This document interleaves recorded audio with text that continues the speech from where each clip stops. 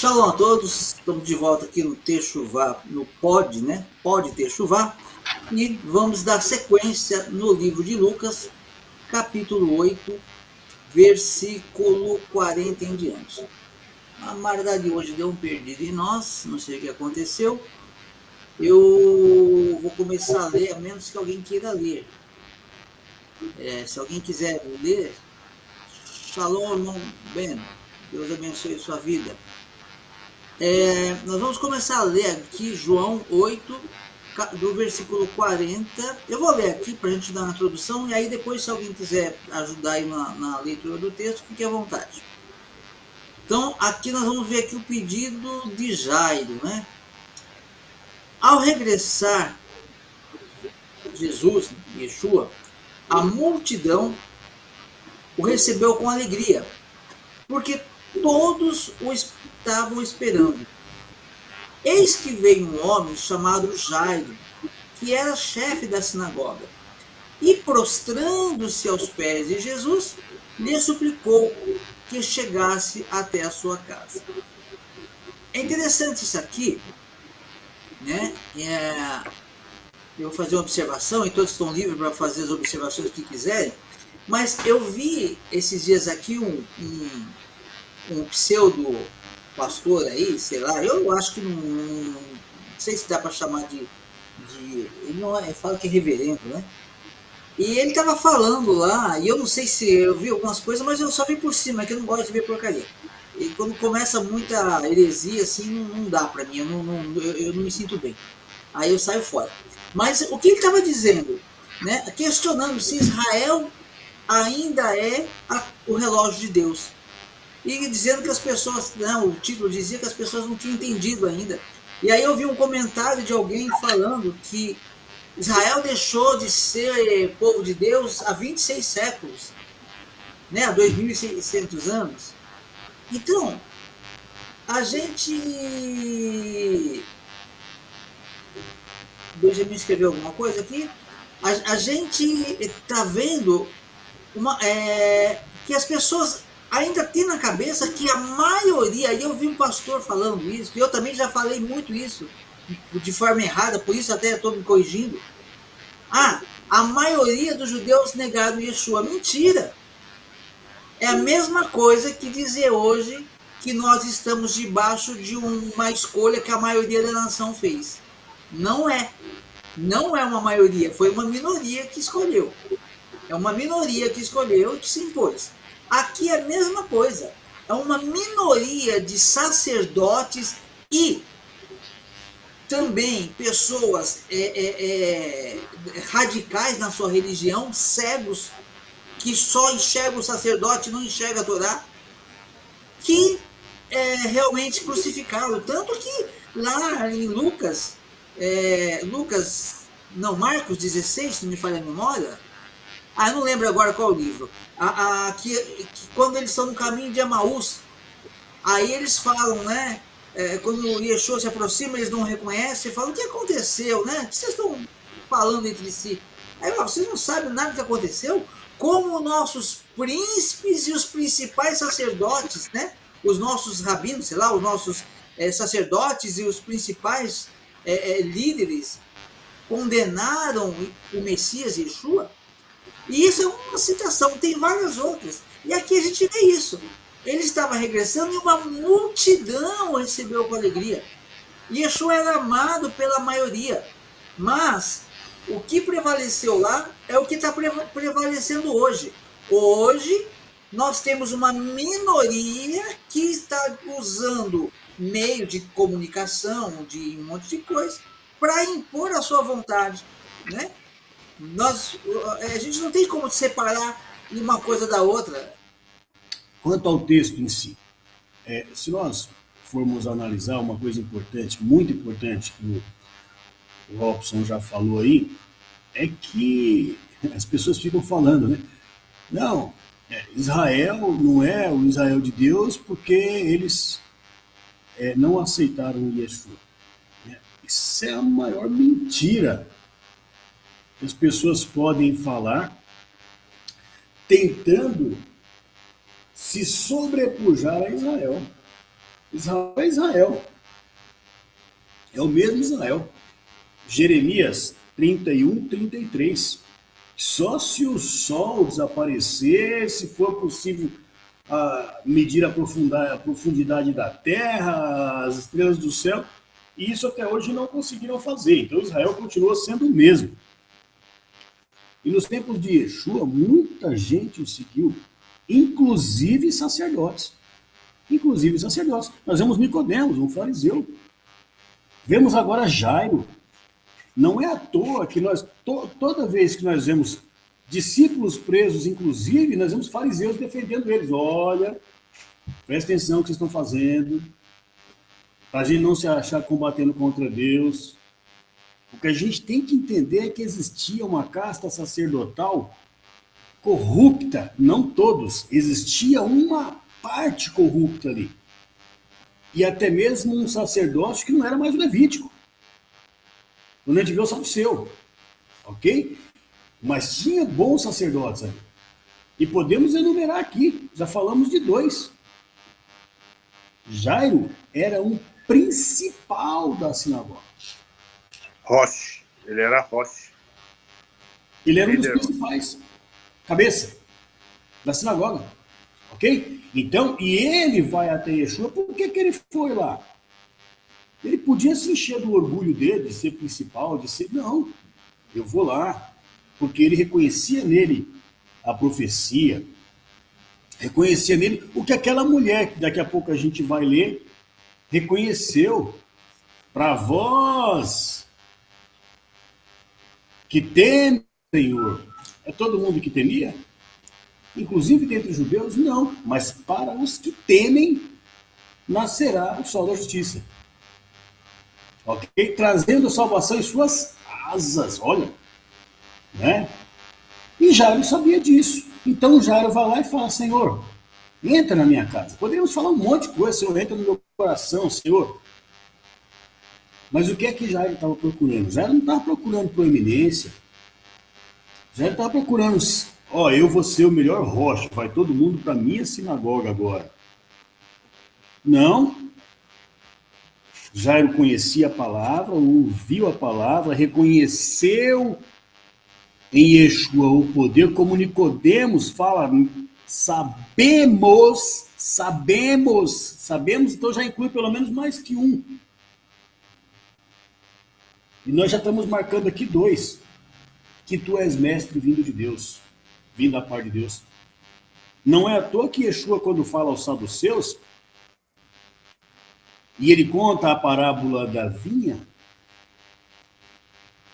e ele fala que mandou os servos ali cobrar a parte do senhor, dono da vinha, mandou, por fim, o filho, e os lavradores diziam: lá vem o filho, matemos e ficamos com a herança. Ele está dizendo que eles sabiam que ele era o filho. Lá vem o filho, eles sabiam. Porque se Jairo sabia, se Nicodemos sabia, todos sabiam. Qual era o problema? Os saduceus achavam o seguinte: não tem ressurreição mesmo. Ninguém morreu, acabou. Tanto faz se eu vou matar o Messias. Vamos ficar com aquilo que nós construímos. E Yeshua fala para ele: a vossa casa ficará... A vossa cadeira será tirada e dada a outro. E eles compreenderam que era com eles que eles disseram: não seja assim. Eles sabiam. Então veja bem, o que prova para nós nesse texto aí é que Jairo era um homem realmente um judeu, um servo de Deus, que conhecia as profecias, que sabia o que o Eterno havia prometido. Lembra que nós falamos, salvo engano, acho que semana passada, eu fui na outra, que quando os discípulos de João vai a Yeshua, ele não fala: eu sou ele, aquele que vocês esperavam que viria. Não, ele não fala isso. Porque João manda dizer: você é aquele que nós esperávamos? Eu já estava com dúvida, falamos sobre isso. Ou devemos esperar outro? Ele fala: não, vai lá e fala, ó, as coisas que estão acontecendo. Então, isso mandou falar para João, que era um pregador do deserto, possivelmente tido como uma pessoa qualquer do povo aí, mas eles eram os sacerdotes. Se João tinha condição de saber, e os sacerdotes? E os principais? Será que eles tinham condição de saber? Eles sabiam. Então, para mim, aí a questão de Jairo vem só dizer, provar isso que o irmão falou. Não nem todo judeu negou, tá? Não foi todo judeu que negou. Não é à toa que quando Pedro, muitos e muitos aceitaram. Tanto é que em uma pregação de Pedro na Porta Formosa, 5.000 se converteram.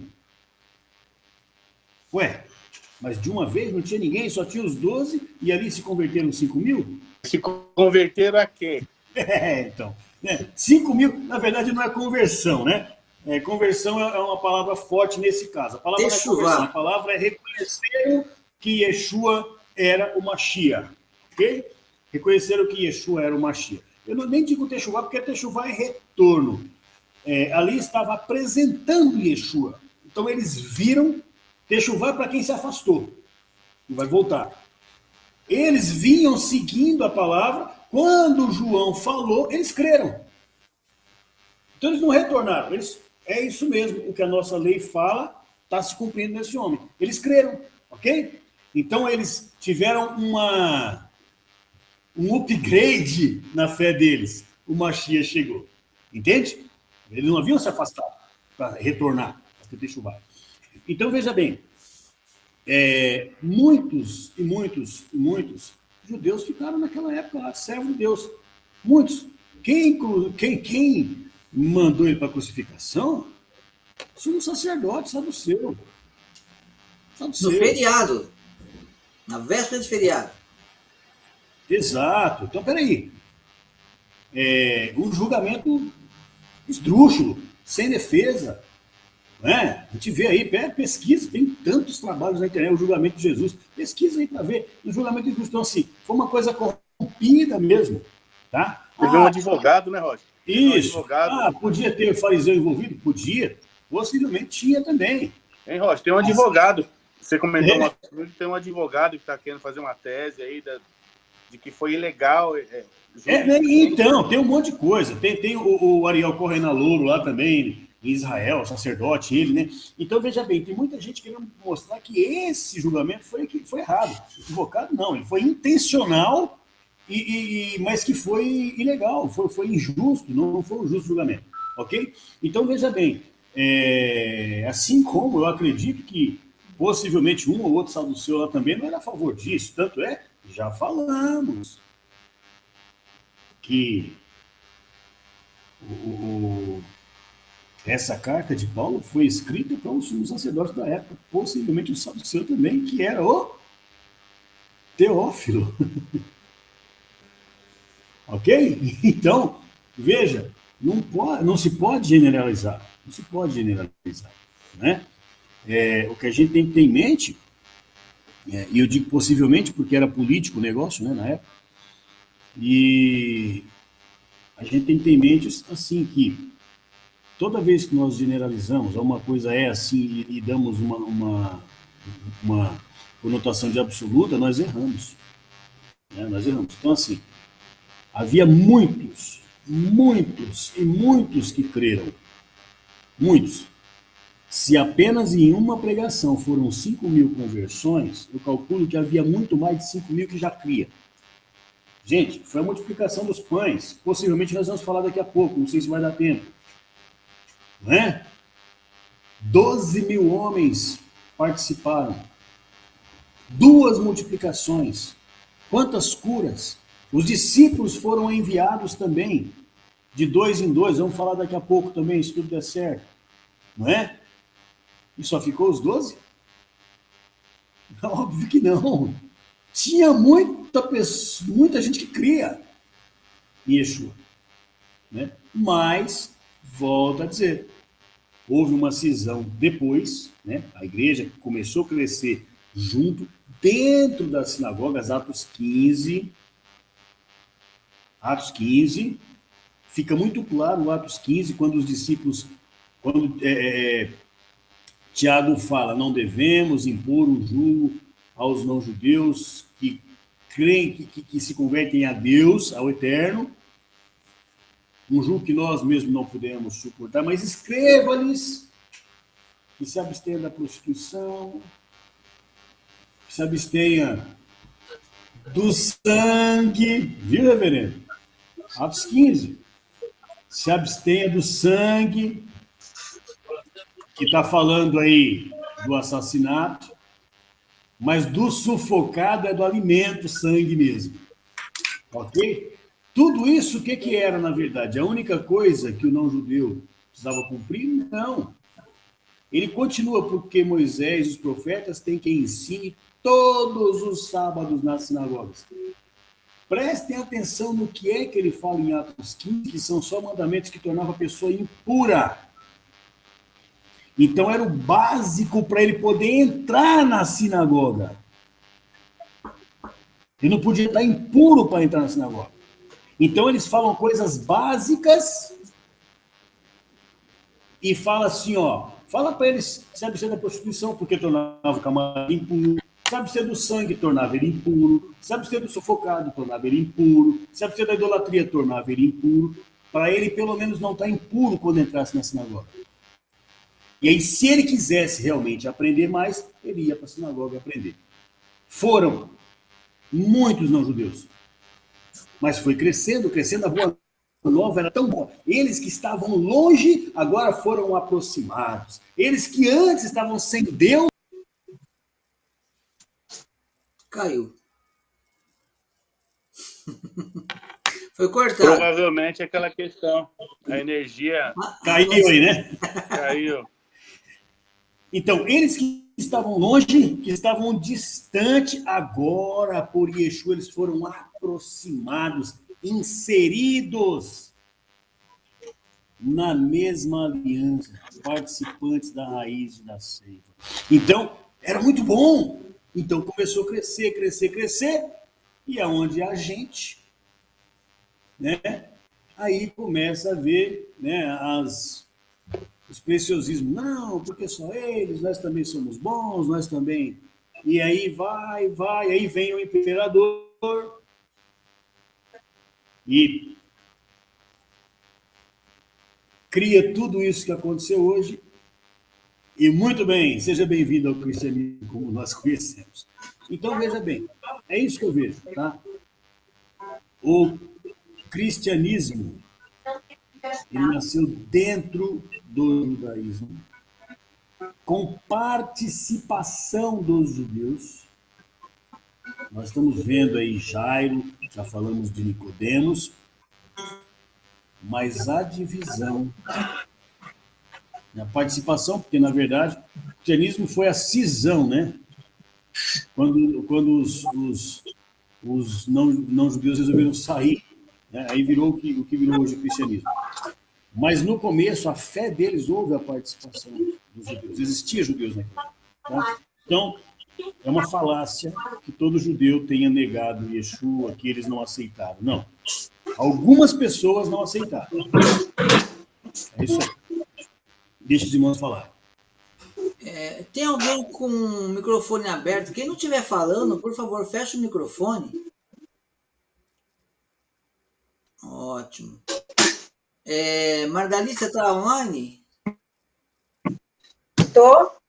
Vou desligar o microfone, peraí. Não, mas você vai ler a Bíblia agora? Oi? Você quer ler? Leio. Então vamos lá, Lucas 8. Só me fala, Ró, desculpa o atraso, tá? Não, depois nós conversamos. Tá. Lucas 8, Fala. 42 até 48. Vai ficar Lucas, vamos lá.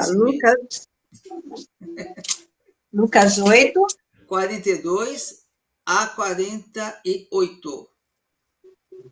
Vamos lá, 42 a 48. 40, nossa, 48.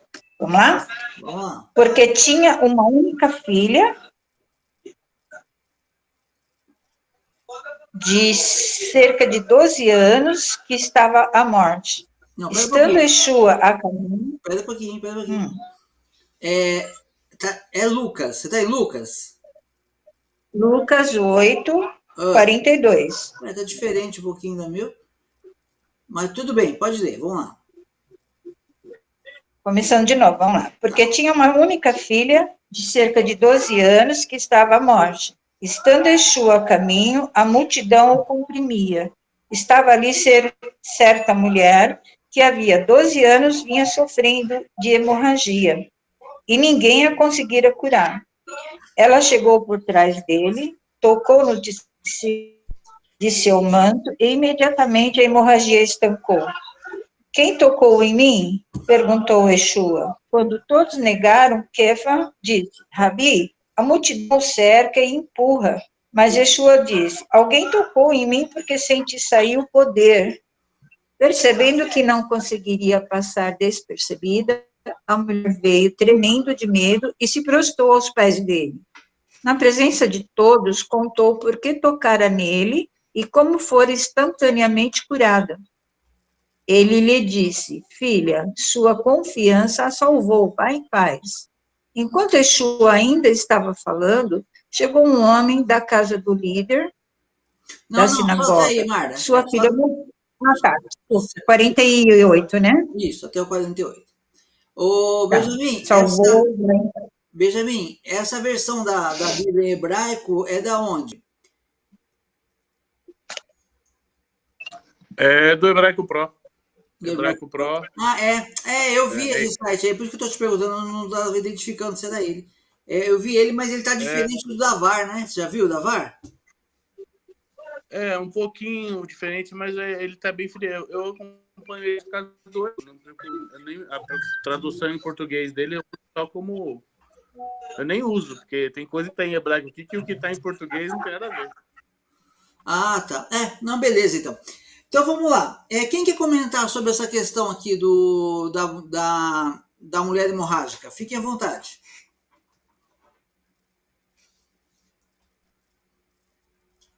Um de cada vez, senão dá briga. Eu acho que eu já dei assim, uma palhinha quando eu estava falando na última vez, né? A respeito lá de Malaquias 4:2. Né? Malaquias 4:2 fala isso para vós que andam na justiça. Né? Vou até abrir aqui Malaquias 4:2. Para vós nascerá o sol da justiça e trazendo cura em suas asas. Né? Então, é o caso dessa mulher, né? Ela cria, né? Olha lá, Malaquias 4, abri aqui o mesmo hebraico pro aí, né, do irmão. Então, assim, mas para vós que temeis ao meu nome, né? Que o meu nome nasce o sol da justiça. Eu até queria ver lá em casa, eu vou ter condição de ver se está dessa forma mesmo a parte hebraica, né? Taná. Mas então é isso, essa mulher ela temia, ela buscou, muita gente fala de buscar o Senhor, né? Quantos estavam ali, talvez, mas a fé dela, a confiança dela, né? Eu aí, né? Ela, se eu apenas tocar, haverá cura. Por quê? Porque havia profecia. A profecia dizia isso, traria cura nas suas asas, né? O seu sit, ok?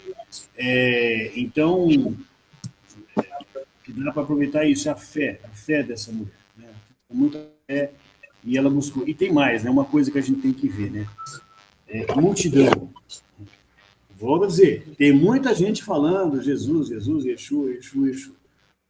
Né? E Jesus, ele sabe entender quem é que realmente, verdadeiramente está buscando ele. Né? Ele sentiu um toque diferente. Tinha muita gente que estava ali o apertando, como Pedro falou, né? Mas ele entendeu um toque de fé. Então, quando você busca o Senhor com fé, ele sabe diferenciar. Amém? É isso aí. Amém. Concluiu, pastor? Sim, eu sim. Amém. Então vamos lá. Deixa eu ver aqui. Alguém quer comentar alguma coisa? Alguém? O Benjamin, Mardali, Nildo, Daiane, Luciana? Eu diria, né? Quer falar alguma coisa, irmão?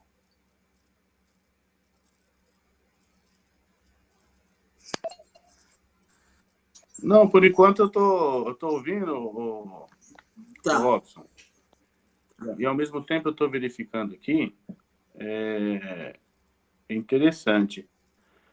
Essa mulher ela teve tanta coragem para fazer o que ela fez que passa um pouco desapercebido durante a gente vai vendo esse texto. Ela foi para tocar nele, né? Em Yeshua, tudo bem. Só que quem é que estava acompanhando Yeshua? O Rosh da sinagoga. Ou seja, o risco que essa mulher correu foi tão grande que se ela fosse descoberta nessa situação toda aí, ela arriscou ela arriscou muito a vida dela, porque se ela toca no líder da sinagoga estando impura, ela ia comprometer toda uma comunidade durante aquela semana. Ia ser uma coisa muito grave, viu? Exatamente. E é interessante porque é que principalmente o mundo cristão não se apega muito a isso, né? Ele não fica muito claro. Mas é o que você acabou de falar. Era a mulher, no tempo da hemorragia dela, da hemorragia não, no tempo da menstruação dela, ela deveria ficar na casa dela, isolada da família. Ela sair e tocar em alguém era a mesma coisa que assaltar alguém. Era um crime. Era um crime. E às vezes a pessoa. Impensável naquela época. Exatamente. Hoje, às vezes, a pessoa ela tem medo de um monte de coisa. Ah, não vou porque é longe, não vou porque é isso, não vou porque é aquilo, não vou porque tá sol, não vou porque tá chovendo, vou porque o mês passado eu peguei uma gripe. E essa mulher, se ela tivesse essa mentalidade, ela tinha todos os motivos para dizer: não vou, porque se eu for pega, eu vou ser apedrejada, aí eu vou acabar de morrer mesmo. Não vou porque eu vou tornar, porque na cabeça deles era isso. Eu toco e eu torno impuro, mas na cabeça dela não. Na cabeça dela tinha assim, ele é mais puro do que isso. Eu não posso macular ele, porque ele vai me curar, né? É É uma como coisa. tornar impuro tornar impuro o impurificável. Isso. E é interessante também, porque, por exemplo. Mas e os outros, né? Oi? Mas e os outros todos que ela tocou para chegar nele? Sim, Um aí monte de gente barrou um atrás monte de do... gente, ela ia ser apedrejada ali, ia acontecer isso. Esse também eu acho que é o medo dela, porque quando a pessoa sabe que é ela, todo mundo que ela se esbarrou, fala, ela me deixou impuro, entendeu? É muito interessante. E é interessante também, não sei, eu faço uma ligação rápida, porque existem algumas leis de purificação, né? Que se um bicho cai lá, um animal impuro, cai numa panela, toda a comida está impuro. Mas se ele cai numa fonte de água, não. Não é? Se ele cair numa fonte de água, não. E isso é água da vida. Ele não ia ser impurificado. Eu achei, sei lá, eu acho que tem uma relação aí, né? Mas isso tudo, eu acho que eu pelo menos como aprendiz da palavra, sem o conceito bíblico, mas sim no conceito romano, a gente perde. Porque isso tudo também tem um significado para nós, que a pessoa mas isso é tudo do passado. Não é, não. É para hoje, o nosso ensino é hoje. Não é que você vai tornar a pessoa impura, que essa história não é isso. Mas aí entra a pureza ou a impureza espiritual. A pessoa pode não comer nada que a Bíblia proíbe, ela pode ter uma vida aparentemente santa no meio da comunidade, mas ela pode estar impura espiritualmente. Então tem que buscar essa purificação.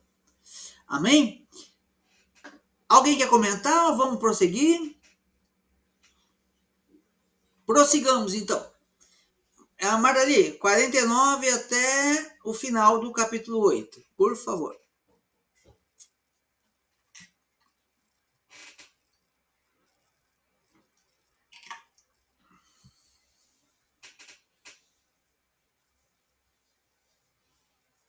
Tá sem som, Marta.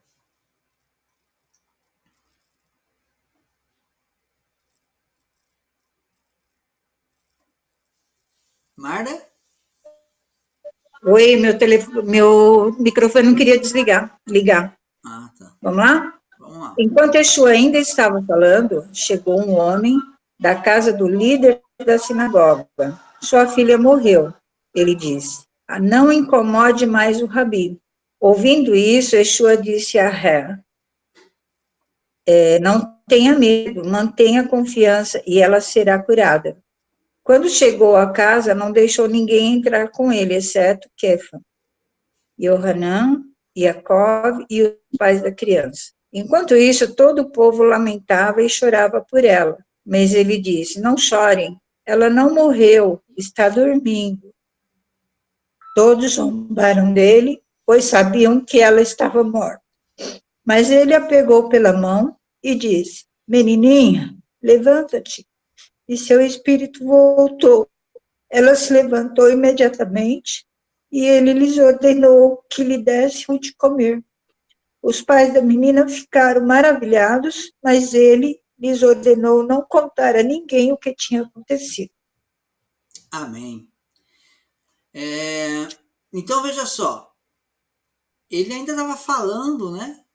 Quando veio, né, a pessoa e veio tirar ele da fé. Ó, desiste, já acabou. Né? Sua filha já morreu. Não incomode mais o mestre, porque sua filha já morreu. Então, quer dizer, é uma notícia muito ruim, né? Mas o Yeshua, ouvindo isso, ele disse, não temas, crê somente e ela será salva. Então, Yeshua aqui, ele dá ali uma palavra de ânimo. E num momento muito difícil, né? Porque há momentos que realmente é muito difícil da pessoa crer, da pessoa aceitar, da pessoa ver a coisa diversa e ela poder, mesmo assim, ela insistir, né? E chegando à casa, ele não permitiu que ninguém entrasse com ele, né? Não foi feito ali para ninguém fazer live, para ninguém fazer estardalhaço. Não, ele foi ali com um propósito. Ele ia curar. E é interessante também que Yeshua poderia ter dito uma palavra para Jairo e a menina ter sido curada, mas ele não, ele foi até lá. Todo mundo, existe um processo, né? Cada pessoa tem uma forma de agir e Deus tem a forma de tratar cada caso, né? Aquele o centurião lá que pediu para que Yeshua curasse o servo dele com uma palavra, Yeshua deu uma palavra e ele foi curado. Aqui Yeshua poderia ter dado uma palavra também? Poderia, mas não, ele foi lá, aconteceu esse episódio, Jairo passou por tudo aquilo. Eu creio que isso tudo só acrescentou mais fé ainda na vida de Jairo. E aí, todos choravam e pranteavam, né? Mas ele disse, não chore, a menina não está morta, mas dorme. E riam-se dele, porque sabiam que ela estava morta.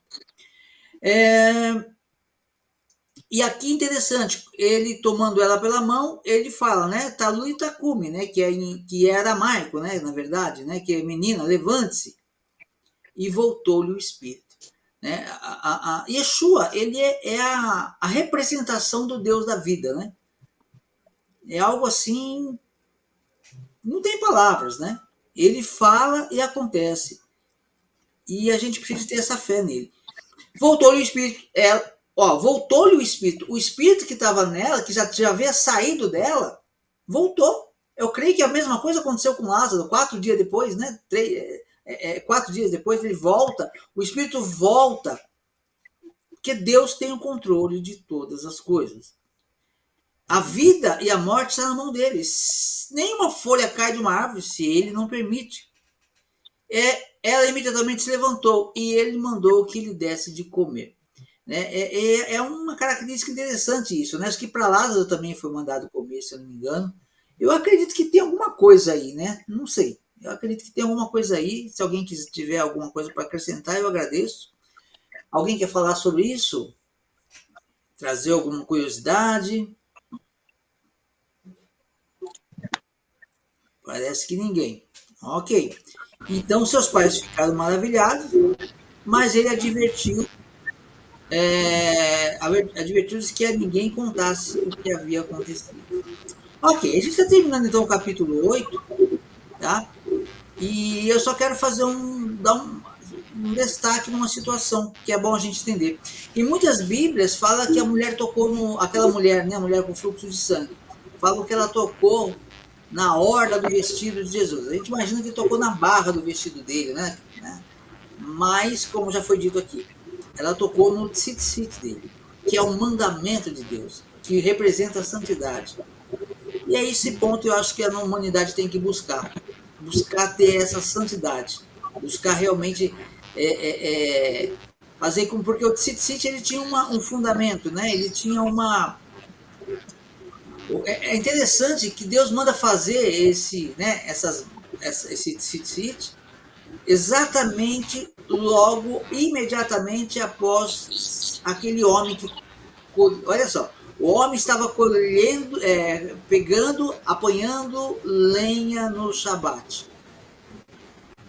A sentença daquele homem foi a mesma sentença de um assassino, morte. Eu acho que isso aí já quer dizer muita coisa, né? É sentença de morte, né? O pecado de profanar o sábado, na Bíblia, está junto com o pecado de assassinato. Tem o mesmo, né? Tem a mesma pena, ok? E quando esse homem morre, ele é morto por causa disso.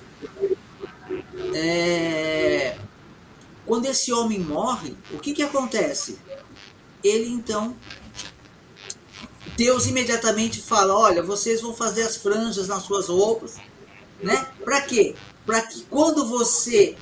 Porque veja só, se eu tiver o irmão bem, tem o Talit Katan, né? Talit Katan que chama, irmão? É isso mesmo? Isso mesmo. É isso mesmo, né, pastor?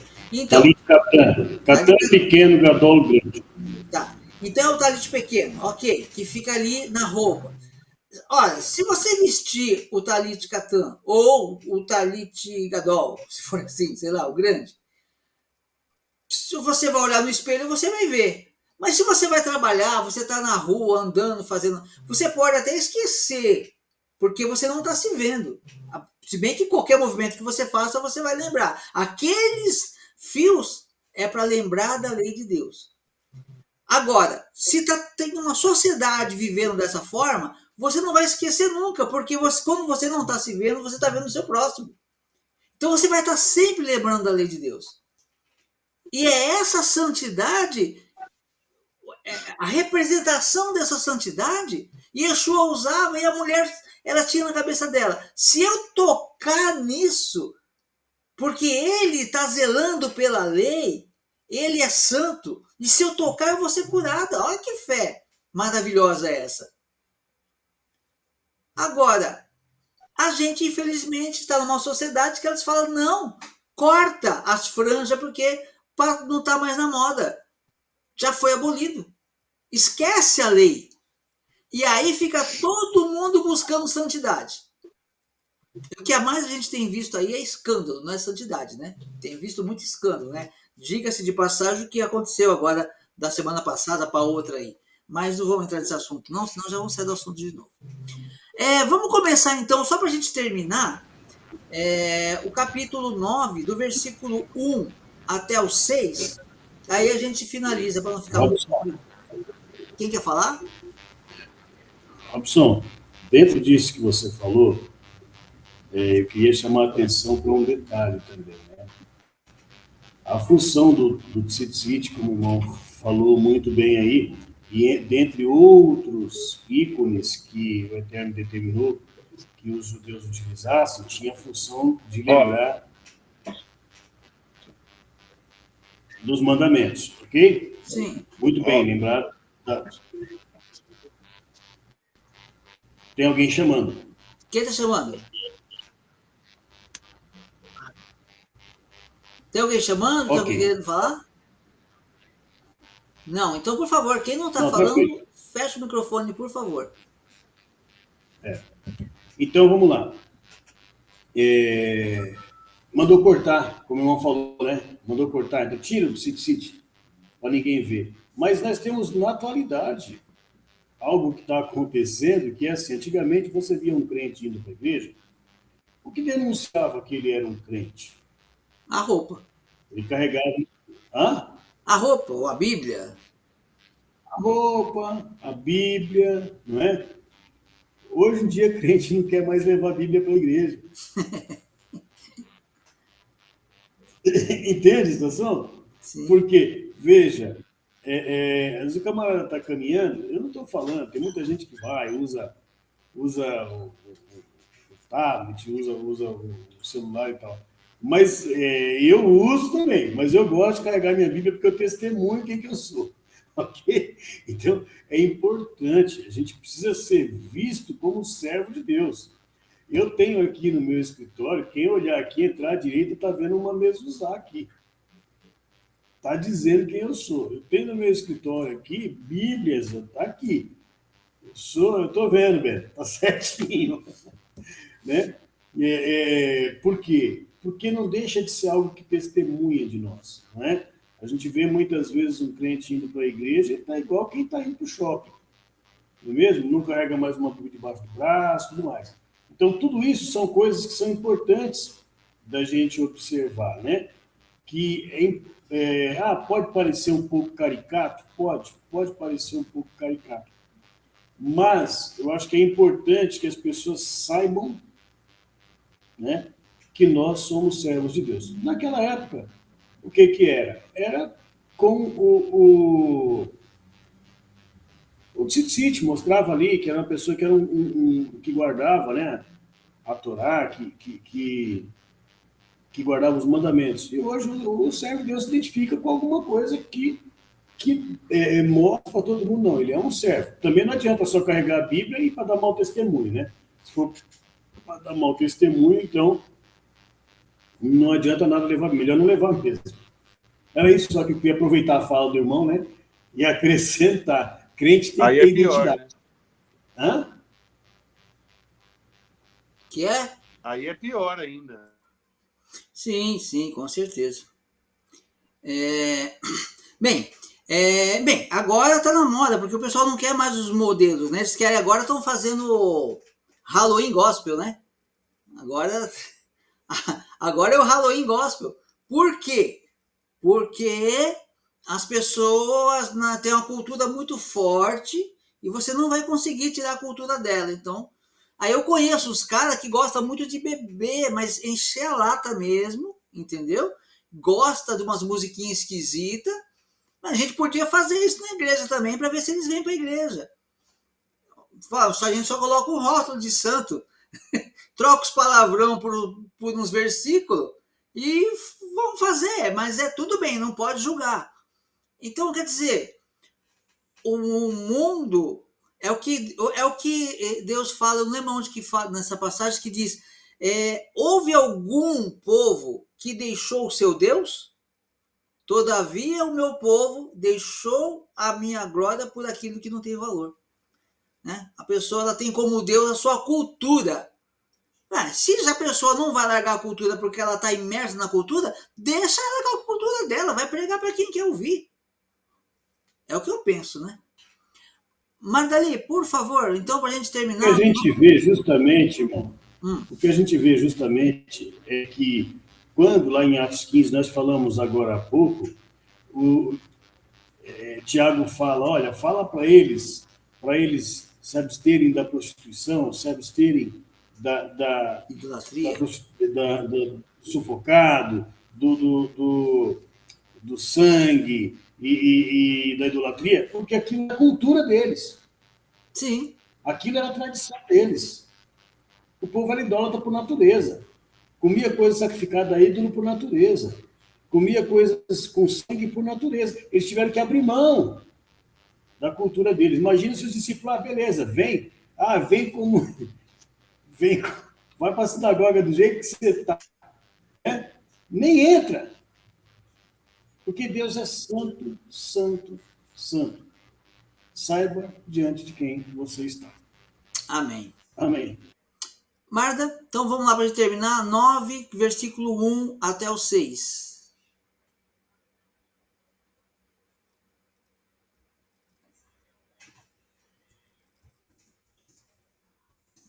Tá sem som, Marda.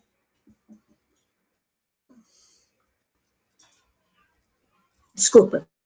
Reunindo os 12, Yeshua lhes deu poder e autoridade para expulsar todos os demônios e curar doenças. E os enviou a proclamar o reino de Deus e a curar. E disse-lhes: não levem nada pelo caminho, nem bordão, nem saco de viagem, nem pão, nem dinheiro, nem 2 camisas. Na casa em que vocês entrarem, fiquem ali até partirem. Se não os receberem, sacudam a poeira dos pés quando saírem daquela cidade, como um aviso contra eles.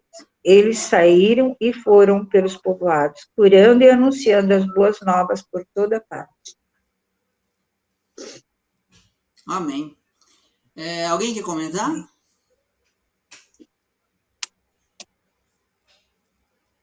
Então vamos lá. Alguém perguntou esses dias, foi o meu sobrinho, disse que um ateu questionou ele. Eu tô chamando ele faz tempo, ele tá dormindo no ponto. Ele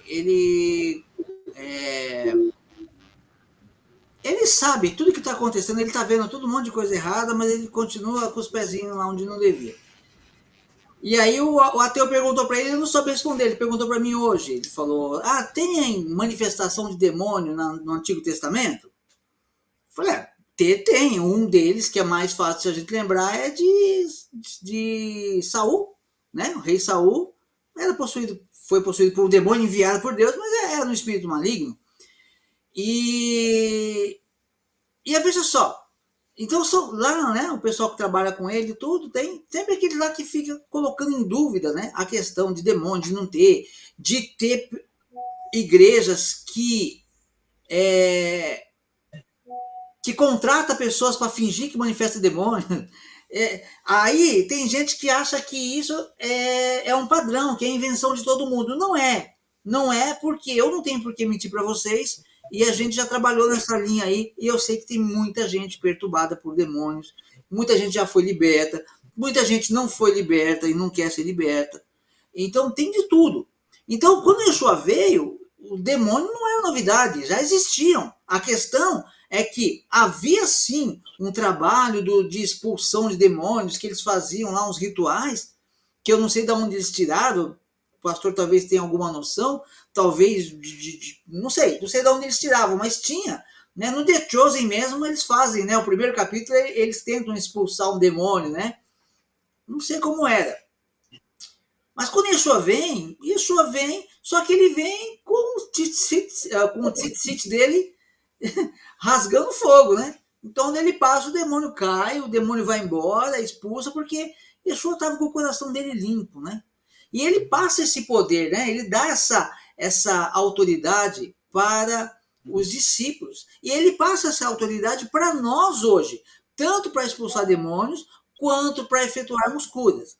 Isso o Benjamin já vai falar. Isso é uma coisa que a gente precisa de pensar. Eu, sinceramente, eu digo para vocês,